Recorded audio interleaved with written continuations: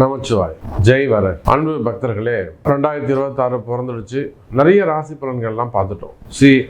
26 எப்படி இருக்க போது, இந்த சனி பயிற்சி, ராகு கேது பயிற்சி, குரு பயிற்சி 3 கம்பைன் பண்ணி ஒரு ராசி பலனாக பார்த்துட்டோம். இது போக மாதாந்திர ராசி பலன்கள்லாம் பார்த்தோம். அப்போது எல்லா ராசி பலன் பார்த்தாலுமே கூட அதை தாண்டி ஏதோ ஒரு ரகசியம் இருக்குது. நிறைய பேர் சொல்லுவாங்க, எல்லாமே நெருங்கி வருது சார் சாமி, எல்லாமே கைகூடி வருது, ஜெயிக்கிற மாதிரி வருது.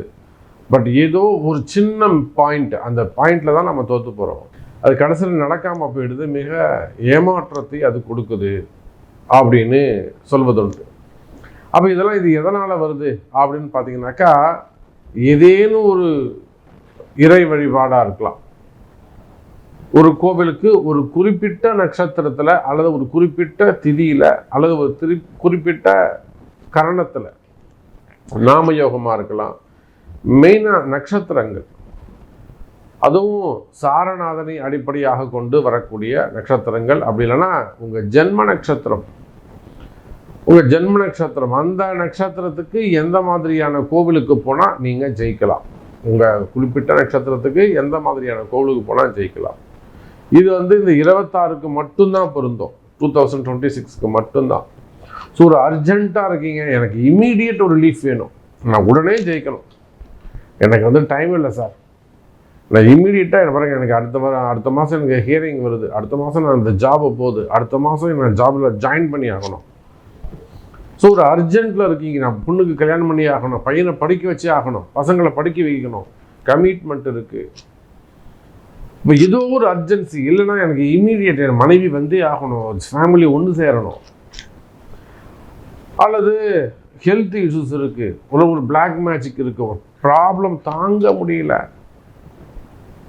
ஏதோ சம்திங் தாங்க. அன்றைக்கெல்லாம் ஒரு அம்மா ஃபோன் பண்ணுறாங்க, சார் நான் ஒரு கோவிலுக்கு போயிருந்தேன், இந்த மாதிரி கோவிலுக்கு போகும்போது அங்கே ஒருத்தர் சொல்கிறாங்க, யாரோ ஒரு சாம்பல் எட்டுன்னு உங்கள் வீட்டில் தளிச்சு விட்டுட்டாங்க, அந்த மாதிரி அந்த துஷ்ட சக்தி மாதிரியான ஒரு சாம்பல் நம்ம வீட்டில் இருக்கான் சார், என்ன பண்ணணும், நாங்கள் என்ன மாதிரியான வழிபாடு செய்யணும்னு கேட்குறாங்க. அப்போது நேரங்காலம் ஒருத்தருக்கு சரியில்லை அப்படின்னாக்கா அவங்களுக்கு எல்லா பயமும் தொற்றிக்கொள்ளும், பார்க்குறதெல்லாம் அவங்களுக்கு பயமாக தான் இருக்கும். இதனால தான் இது நடந்ததோ நம்புகிற மாதிரியே இருக்கும். அப்போ இவ்வளோ கஷ்டங்கள், உடல்நிலை ஆரோக்கியமாக இருக்கலாம், குடும்ப கஷ்டமாக இருக்கலாம், அடுத்தடுத்து பிளாக் ஆகிட்டே வருது, ஒன்று பிளாக் ஆகிட்டே வரும். ஒரு வருமானமாக சில பேர் இன்வெஸ்ட் பண்ணுவாங்க, இன்வெஸ்ட் பண்ணதில் நம்பிக்கையோடு பண்ணுவாங்க, ட்ரேடிங்கில் போடுவாங்க, ஷேர் மார்க்கெட்டில் போடுவாங்க, ஜுவல்லில் போடுவாங்க, கோல்டில் போடுவாங்க, சில்வரில் போடுவாங்க. இவங்க போடுற நேரம் போய் லாக் ஆகிடும், இல்லை ரேட் குறைஞ்சிரும். அப்போ உலகத்துக்கெல்லாம் நேரம் நல்லா இருக்குது, குறிப்பிட்ட நமக்கு மட்டும் ஏன் இந்த கஷ்டம், எனக்கு மட்டும் ஏன் இந்த கஷ்டம்? அப்போ உங்களுக்கு உங்கள் கஷ்டம் நீங்க வேண்டுமா? ஒரு சில ரகசியங்களை சொல்கிறேன்.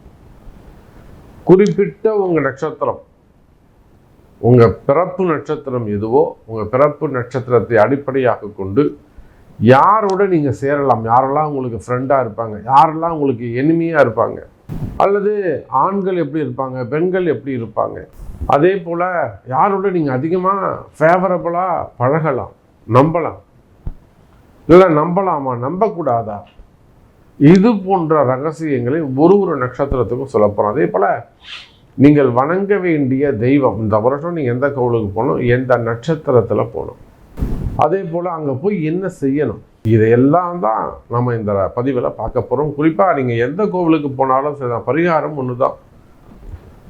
எந்த கோவிலுக்கு போனாலும் அந்த முடிஞ்சால் அந்த கோவிலில் சாமிக்கு ஒரு அபிஷேகம் பண்ணுங்க, சகஸ்ரநாம அர்ச்சனைன்னு சொல்லுங்கள். அந்த கோவிலில் சகஸ்ரநாமம் உங்களுக்கு தேவைன்னா நீங்கள் வேர்ல்டு வைடு உலகம் முழுவதும் நீங்கள் எங்கே இருந்தாலும் சரி தான், உங்களுக்கு அந்த அர்ச்சனை அபிஷேகம் நம்ம சார்பில் உங்களுக்கு செய்து தரப்படும். கீழே உள்ள நம்பரை தொடர்பு கொள்ளுங்க. தேவை இருந்தாலும் எங்களுக்கே தெரியும், நாங்களே பார்த்துக்கிறோம்னா தாராளமாக செய்யுங்க. உங்களுக்கு உதவி வேண்டுமெனில் இன்னும் நம்மளுடைய கிளைண்ட்ஸுக்காக, பக்தர்களுக்காக அந்த அபிஷேகம், சகஸ்ரநாமம், அந்த பரிகாரம் செஞ்சு கொடுக்குறோம், ஃபோட்டோவும் உங்களுக்கு அனுப்பி வைக்கிறோம். அப்போது எந்த கோவிலுக்கு போனாலும் பரிகாரம்னு எடுத்துக்கிட்டிங்கன்னா இந்த நட்சத்திர பரிகாரம் இதுதான். எந்த கோவில் உங்களுக்கு விழுதோ அந்த கோவிலுக்கு குறிப்பிட்ட நட்சத்திரத்தில் நீங்கள் போகணும். அங்கே போயிட்டு சாமிக்கு ஒரு அபிஷேகம் பண்ணி 27 தீபம் ஏற்றி, அது எந்த எண்ணெய் அப்படிங்கிறது ஒரு நட்சத்திரத்துக்கு உள்ளே சொல்லுவேன், எந்த 27 தீபம் ஏற்றி ஒரு அபிஷேகம் செய்து சகஸ்ரநாம அர்ச்சனை செய்து 27 முறை வலம் வந்து நமஸ்கரித்து ஒரு அன்னதானம் பண்ணிட்டு வரணும்.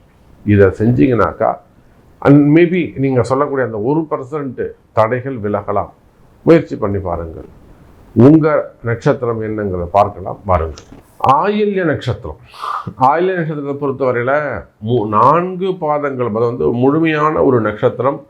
இதை முழுசுமே எங்கே வருதுன்னு பார்த்தீங்கன்னாக்கா கடகத்தில் வந்து விடுகிறது. கடகத்தில் ஆயில்யம் கடகம் என்பது அதிர்ஷ்டத்தை அள்ளி தரக்கூடிய ஒரு யோகமான ஒரு நட்சத்திரம்.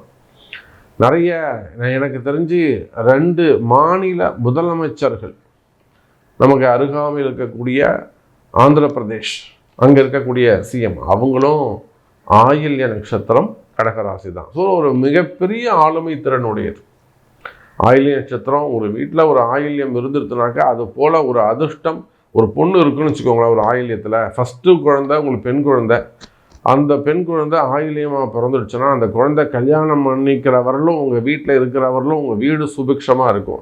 அந்த பொண்ணு கல்யாணம் பண்ணிட்டோ இல்லை வந்து காதலிச்சு மட்டும் அந்த பொண்ணு வீட்டை விட்டு வெளியே போகக்கூடாது. உங்கள் அதிர்ஷ்டம் எல்லாம் போயிடும். ஆயில்ய நட்சத்திரத்தில் உங்களுக்கு ஒரு பெரிய பொண்ணு இருந்து, முதல் பொண்ணு இருந்து, அதை காதலித்து வெளியில் போகக்கூடாது. உங்கள் பேச்சு மாரி போனால் உங்கள் அதிர்ஷ்டம் போகிற அதோட போயிடும். இதெல்லாம் ஆயில்ய நட்சத்திரத்துக்கு இருக்கக்கூடிய ஒரு அதிர்ஷ்டமான ஒரு ஜாதக அமைப்பு. ஆண் பசங்களாக இப்போ ஆண்களாக இருப்பார்களே, ஆனால் அது இன்னும் கூடுதல் அதிர்ஷ்டத்தை கொடுத்து விடும். ஆனால் இவங்க மற்றவர்களோடு ஒப்பிட்டு பார்த்து பேசுவார்கள். அவங்க அப்படி இருக்காங்களா, இவங்க இப்படி இருக்காங்களா, கம்பாரிசன் பண்ணுவாங்க. அதுதான் இவங்களுடைய பெரிய வீக் பாயிண்ட்டாக இருக்கும். ஸோ அந்த மாதிரி நினைக்காதீங்க. பட் எஜுகேஷன் வைஸ் இவங்க சூப்பராக நல்ல படிப்பு, கணிதம், மேக்ஸ் நல்லா வரும், ஃபிசிக்ஸ் நல்லா வரும் இவங்களுக்கு. அதே போல் டெக்னிக்கலாக நிறைய படிப்பாங்க. நிறைய சயின்டிஸ்ட்டு, ரிசர்ச்சு, இவங்க கிரியேஷன்ஸ் வந்து இவங்கள்ட்ட ரொம்ப அதிகமாக இருக்கும். க்ரியேட்டிவாக ஏதாவது செய்யணும்னா இவங்க நிறைய செஞ்சு கொடுப்பாங்க. அதே போல் அட்வைஸ் ரொம்ப ஃப்ரீயாக பண்ணுவாங்க. ஆகையினால ஆயில்ய நட்சத்திர அன்பர்களுக்கு கல்வி அறிவு அதிகமானதாக இருக்கும். நல்ல படிப்பு வரும். குறிப்பாக வேலை வாய்ப்புகளில் சிறந்து, வேலை வாய்ப்புகளை விட சொந்த தொழில் செய்வாங்க. இவங்களுக்கு அதுதான் பிடிக்கும். பிஸ்னஸ் பண்ணுறது இவங்களுக்கு ரொம்ப பிடிக்கும். முதலாளியாக இருக்கிறது ரொம்ப ரொம்ப ரொம்ப பிடிக்கும். ஆனால் இவங்க ஜெயிக்கணும், ஆயில்ய நட்சத்திரக்காரங்க ஜெயிக்கணும் அப்படின்னாக்கா, ஏன்னா இவங்க இருக்கும் இடம் அதிர்ஷ்டமாக இருக்கும், இவங்களுக்கு அதிர்ஷ்டம் கம்மியாக இருக்கும். அதான் விஷயம்.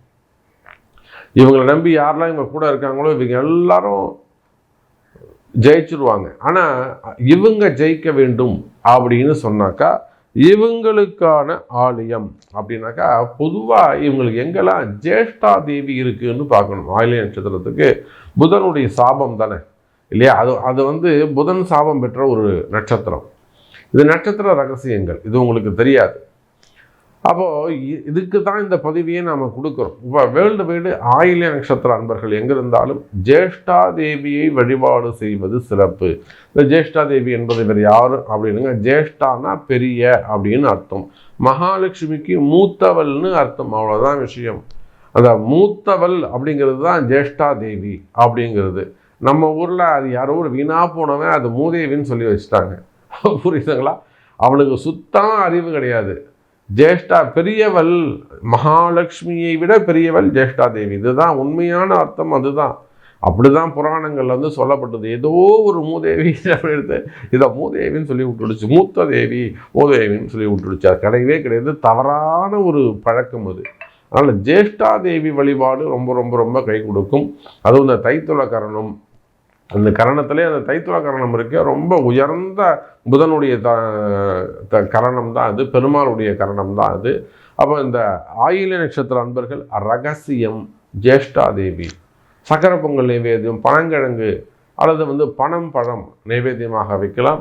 அபிஷேகம், சகஸ்ரநாமம், அதோட கூட இழுப்ப எண்ணெயில் விளக்கேற்றுவது, தீபம் ஏற்றுவது, தீப எண்ணெய் இழுப்ப எண்ணெயாக இருக்க வேண்டும். இந்த கோவில் பார்த்தீங்கன்னாக்கா காஞ்சிபுரத்துலேருந்து வந்தவாசி போகிற வழியில் ஒரு ஆலயத்தில் இந்த ஜேஷ்டா தேவி இருக்காங்க. அதை விட்டாச்சுனாக்கா கொல்லிமலையில் அங்கே கொல்லிமலை சிவன் கோவிலையும் இந்த ஜேஷ்டா தேவி இருக்கிறாங்க. இந்த மாதிரி நீங்கள் தேர்ந்தெடுத்து வழிபாடுகள் செய்யலாம். ஸோ இதில் ஏதேனும் உங்களுக்கு அபிஷேகம் பண்ணணும், வழிபாடுகள் செய்யணும், உதவி வேண்டுமெனில் உங்களுக்கு செய்து தரப்படும். அதே போல் இது போல் நிறைய ரகசியங்கள், உங்கள் பிறப்பு ரகசியங்கள் நீங்கள் தெரிஞ்சுக்கணும்னாலும் உங்களுடைய கன்சல்டிங் எடுத்துக்கொள்ள முடியும். வாழ்த்துக்கள் ஆயில்யம் நட்சத்திர அன்பர்களே.